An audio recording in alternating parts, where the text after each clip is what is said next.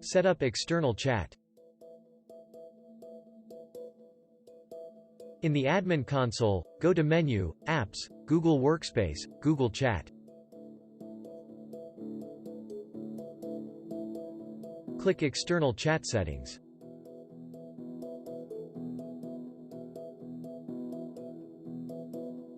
To apply the setting to everyone, leave the top organizational unit selected. Otherwise, select a child organizational unit.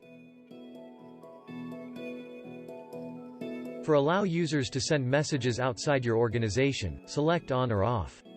On allows users in your organization to send and receive messages from outside your organization. Optional. To restrict participants to trusted domains, check the Only Allow This for Allow Listed Domains box.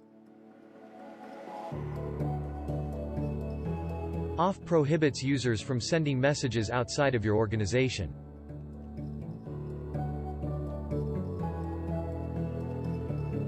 Click Save. If you configured a child organizational unit, you might be able to inherit or override a parent organizational unit settings.